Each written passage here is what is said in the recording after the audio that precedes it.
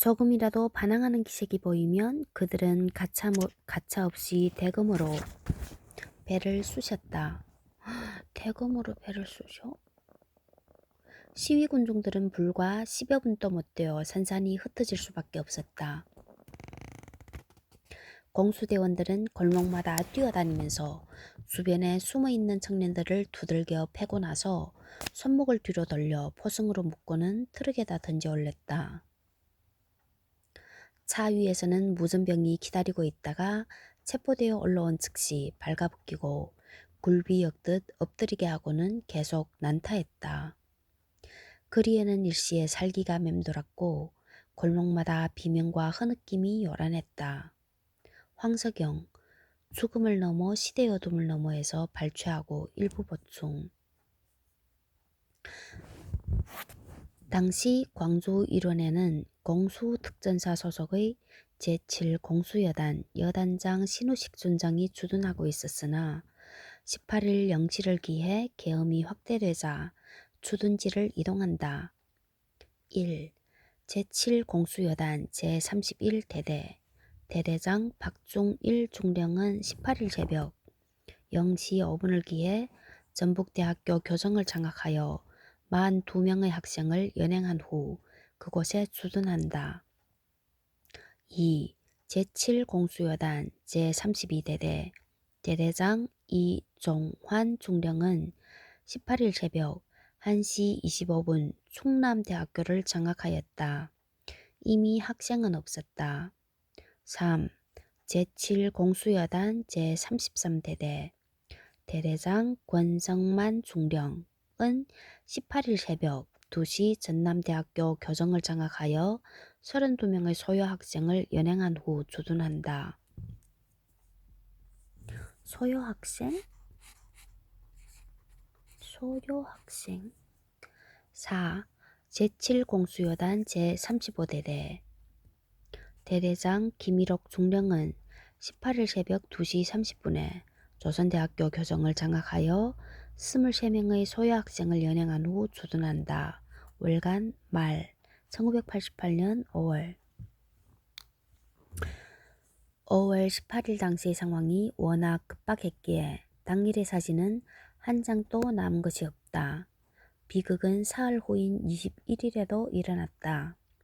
그날 5만 명의 시민들이 전남대로 몰려들었고 이 과정에서 공수부대의 조준 사격이 자행되면서 2명의 사망자와 여러 명의 부상자가 나왔다. 그중 한 명이 당시 23세였던 임산부 최미애였다. 8개월이던 태아도 같이 희생되었다. 21일 새벽 동틀 무렵 계엄군에 잔인하게 희생된 시신 두 구가 광주역에서 발견되었다.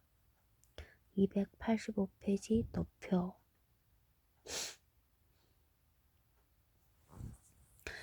285페이지 광주역 광장.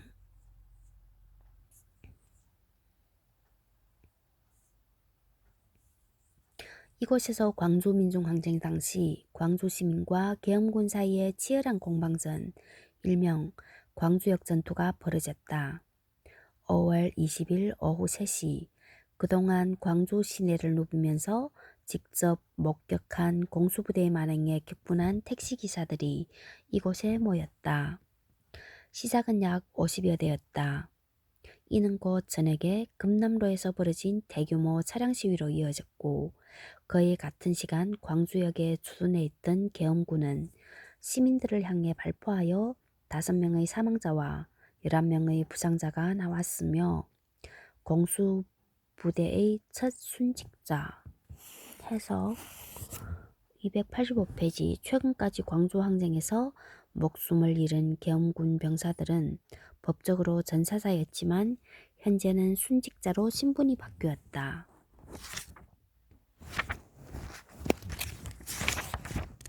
공수부대의 첫 순직자도 여기서 나왔다. 그럼에도 시위대에 밀린 공수부대는 다음날 새벽 4시 전남대로 철수해야만 했다. 몇 시간 후 이곳에서 계엄군이 미처 거두지 못한 주검 2구가 발견되었다.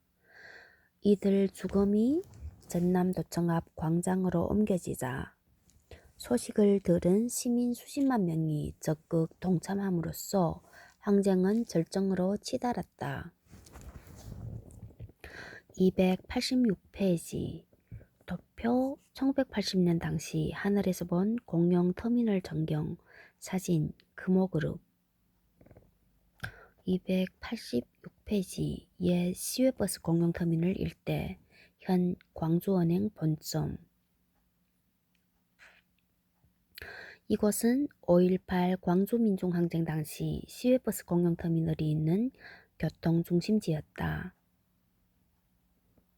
5월 19일 오후 이곳에서 계엄군의 잔혹한 진압을 규탄하는 대규모 시위가 열렸다.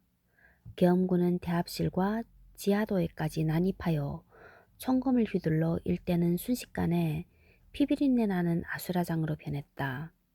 이 소식은 시외버스를 타고 바깥으로 나간 시민들에 의해 곳곳으로 전파돼 항쟁이 전남 전역으로 확산되는 계기가 되었다. 이곳에서의 시위와 진압은 20일까지 이어졌고 시외버스 운행은 22일부터는 완전히 중단되었다. 이것은 한때 공수부대의 수경지로 사용되기도 했다. 대인동 공영버스 터미널 주차장에는 7, 8, 9의 시체가 차곡차곡 쌓여 있었고 무등 경기장 스탠드 아래쪽에는 10여 구의 시체가 질비하게 늘어져 있었다. 이날 공수부대원의 대금에 찔리거나 진짜 이래서 죽었다고? 아 끔찍해. 몽둥이에 맞아 죽은 사람들이었다. 사람을 사람으로 보지도 않네.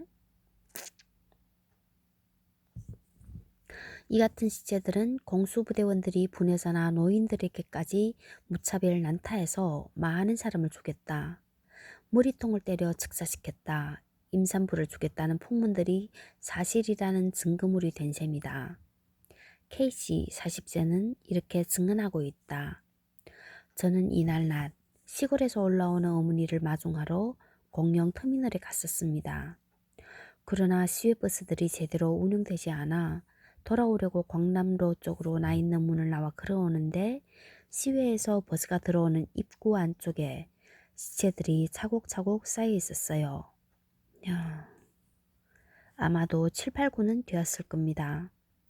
더욱 제가 놀란 것은 맨 위에 시체가 엎어져 있었는데 등에 곱하기표로 칼자국이 나 있더군요. 얼마나 두렵고 무서웠는지 모릅니다.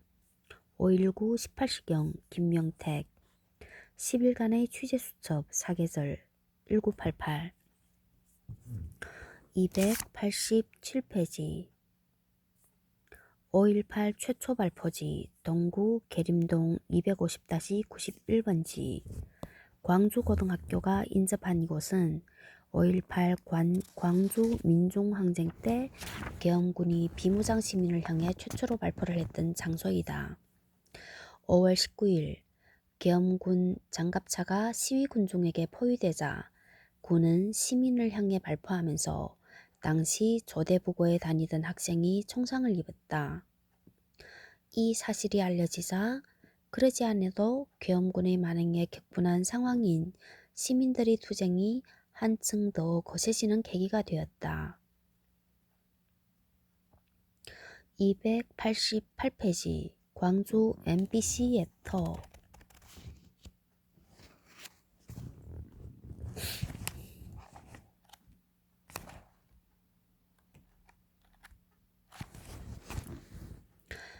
광주 동구 재봉로 145에는 5.18 광주민중항쟁 당시 광주문화방송국 MBC가 있었다는 표지석이 서 있다. 계엄하에서 군부의 검열을 받던 언론은 항쟁 열기는 물론이고 계엄군의 과잉 진압 행위마저 제대로 보도하지 않고 노래와 쇼만 방영하여 시민들이 빗발치는 항의를 받았다. 시민들이 진상을 사실대로 보도하라고 거세게 항의하는 과정에서 5월 20일 밤 광주 MBC 다음날 새벽 광주 KBS 건물이 불탔으며 광주 세무서 건물에도 불길이 올랐다. 그러나 현재까지 누가 방화했는지는 정확하게 알려지지 않았다. 시민들이 방송국 외부를 공격한 것은 사실이지만 내부에 불이 난 시기는 공수부대가 방송 기술자들을 데리고 철수한 직후였다. 즉, 방송 장비가 시민군이 손에 넘어갈 경우 광주의 진상이 전국에 알려질지도 모른다는 두려움에 계엄군이 불태웠을 가능성도 충분하기 때문이다. 참고로 당시 두 방송국은 컬러 방송 준비를 하고 있었다. 궁동 쪽에서 갑자기 하늘을 찌를 것 같은 불기둥이 솟구쳐 올랐다. 대낮같이 밝은 불기둥, 아니 포항제철의 용광로 불길처럼 새빨간 불기둥이 문화방송국에서 치솟아 오르고 있었다. 시위 군중들이 불을 지른 것이다. 이날 문화방송국에 불을 지른 것은 오후 7시 뉴스에 계엄당국이 발표한 거짓 투성이의 보도문이 나온 데 대해 붕괴한 군중들이었다. 이날 전남북 계엄분소는 친애하는 광주시민 여러분으로 시작된 담화문을 작성해 도청 기자실과 지방신문사, 지방방송국에 보내 이를 보도토록 했던 것이다. 광주 사태가 시작된 이후 처음으로 있었던 공식 반응인 담화문의 내용은 이러했다.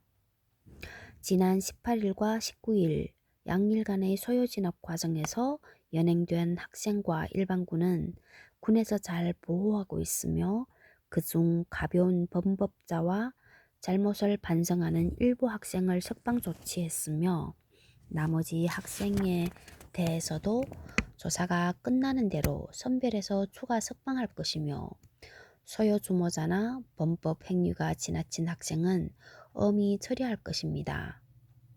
계엄분소는 이 발표문과 함께 광주시 신안동 135의 14번지 한승철씨 등 167명을 석방했다고 그 명단을 공개했다. 그런데 군중들은 시위를 했건 안 했건 눈에 띄는 사람이면 무조건 두들겨 패고 강제로 연행해 가버린 상태에서 누구더러 소요주모자요, 범법자라고 하느냐는 것이었다. 특히 소요 진압 과정에서 일부 부상 학생은 정성껏 치료를 받고 있음을 알려드립니다. 중상자는 없습니다. 라는 내용이 시민의 분노를 샀다. 곳곳에서 두들겨 맞아 중상자가 수두룩한데 사망자는커녕 중상자도 없다는데 분노한 것이었다. 이날 밤 역시 불에 탄 KBS도 같은 이유였다. 5층짜리 방송국 건물이 활활 타고 있어도 당국은 속수무책이었다. 5월 20일 21시 50분 김영택 10일간의 취재수첩 사계절 1988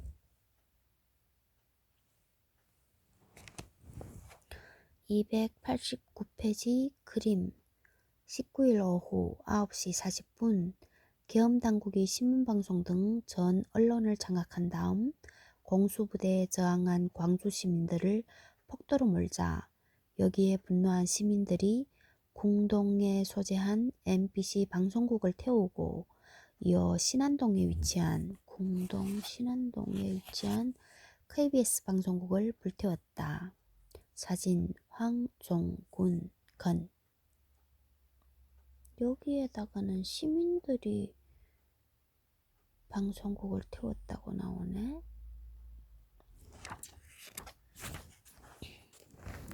290페이지 넋두서점 예터 1977년 7월 원래 광주거북은 계림동에서 문을 열었던 이 서점의 이름은 문병란 시인이 지어줬다. 12.6 직후인 79년 12월에 도청 부근인 동구 재봉로 134로 이전하였다. 암울한 시대에 청년 학생들이 모여 열띤 시국 토론을 벌이던 사랑방이기도 했다. 5월 17일 밤 전국에서 많은 민주인사들이 예비 금속되자 윤상원을 비롯한 청년 학생들이 모여 경문과 현수막을 제작하면서 민주화를 촉구하는 골기대회를 준비하고 대책을 논의한 항쟁의 산실이기도 하다. 항쟁 기간 중 광천동 들풀야학에서 활동하던 강학들과 노동자들도 이곳을 중심으로 정보를 수집하고 서로 연락을 하면서 전혀 역할을 하지 못하고 있는 기존 언론 대신 대한언론인 투사회보를 광주 시내에 배포하여 광주 민중항쟁 소식을 시시각각 시민들에게 알렸다. 291페이지 그림 1980년 5월 22일부터 광주 YMCA 외벽에는 들불야학 식구들과 극단 광대 단원들이 만든 투사회보가 나부터 광주 시민의 눈과 귀가 되었다. 투사회보 5회 투사회보 제5회 광주 지도급 인사 시국 수습차 겸 사령부 방문 민주쟁취 시민 골기대회 중고등학생 무기소지 엄금 우리의 구호 1980년 5월 23일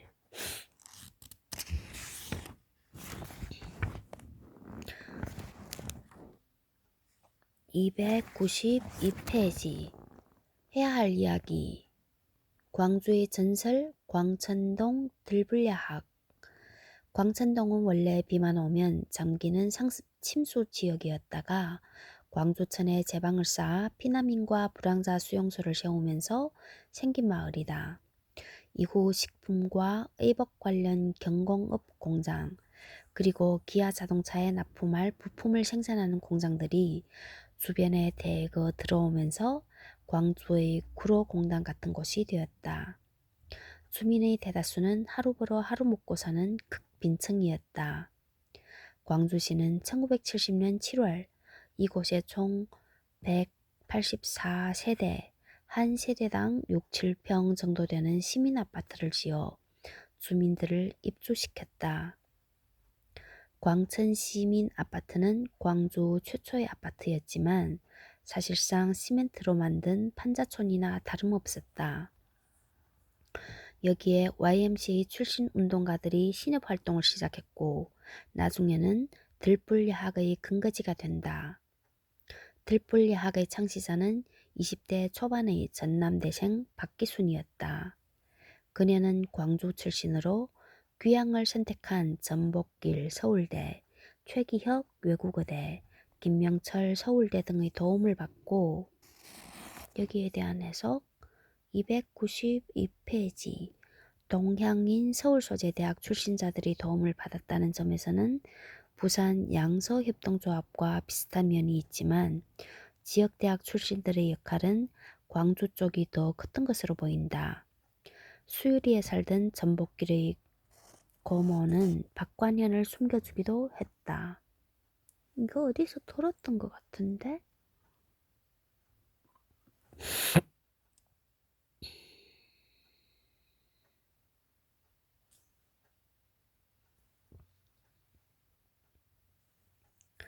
조비오 신부의 주선으로 광천동 성당 교리실을 빌려 35명의 학생들과 7명의 강학들이 조촐한 입학식을 거행하면서 1978년 7월 23일 들불야학을 시작하였다. 들불이란 이름은 박기순이 제안한 것으로 전해진다. 그녀는 동학 농민혁명을 소재로 쓴 소설 들불 유현종 저를 읽고 들불처럼 번져간 동학 혁명의 뜻을 기리자는 의미로 그 이름을 택했다고 한다. 들불야학은 1979년 1월에 광천동 성당 옆 시민아파트 다동 2층 방으로 학당을 옮겼는데 이 기간에 들어온 인물이 윤상원과 박관현이다. 1980년 5월 광주 민주화 운동 이후 강의를 하던 학생들이 자취방을 옮겨 다니며 명맥을 유지하다가 1981년 4월에 문을 닫을 때까지 4기 졸업생을 배출했다. 들불야학이 짧은 활동 기간에도 불구하고 광주에서 큰 의미가 있는 이유는 1980년 5월 광주 민주화운동 기간 동안 들불야학 학생과 강학들이 적극적인 활동 때문이다. 주요 언론사의 왜곡 보도에 맞서 시민들의 피해와 사태의 진실을 알리고자 윤상원과 그의 의형제였던 박영준 등이 중심이 되어 토사회보를 제작한 곳이 시민아파트 들불야학 학당이었다. 박영준의 글씨로 토사회보가 제작되었고 그의 글씨체는 최근 디지털화되어 박영준 열사체라는 이름이 붙었다. 293페이지 그림 광천동 성당과 조그마한 것 같은데 시민아파트.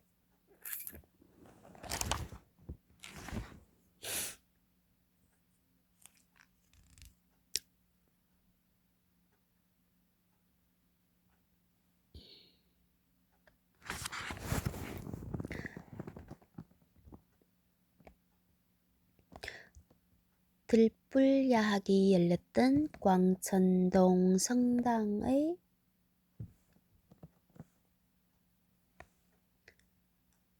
교리실은 건물 자체가 노후화된 데다가 2004년 도로가 개설되면서 헐리게 되었으나 출입문 쪽 벽체 일부를 보존하도록 성당과 협의함으로써 댁은 안데랴 교육관이라는 간판과 함께 남은 벽이 5.18 민주항쟁 사적으로 지정되었다. 광주 지역 민주화운동사 아니 한국민주화운동사에 커다란 발자국을 남긴 들불야학은 개교 이후 20년 동안 관련자들 중에서 무려 7명의 열사 박기순, 윤상원, 박용준, 박관현, 신영일, 김명철, 박효선을 배출하였는데 그들을 들불 714라고 부른다.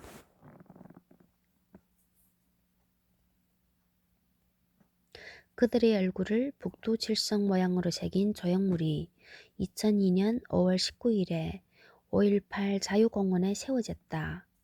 들불야학은 불과 4년 정도밖에 존속되지 못했지만 말 그대로 5월 광주를 위해 태어났다고밖에 할 수 없다.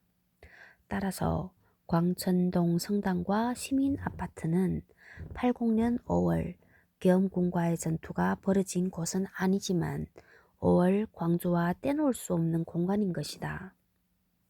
인물 열전 상록수와 님을 위한 행진곡의 헌정자 박기순.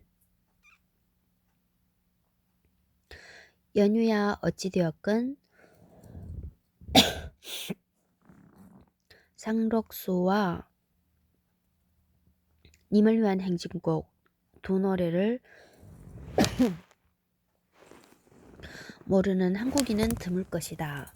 너무나 유명한 이 두 노래는 겨우 22살에 세상을 떠난 한 여성을 위해 만들어진 노래였다. 님을 위한 행진곡과 상록수. 그 주인공은 앞서 소개한 들불야학의 창설자 박기순이다.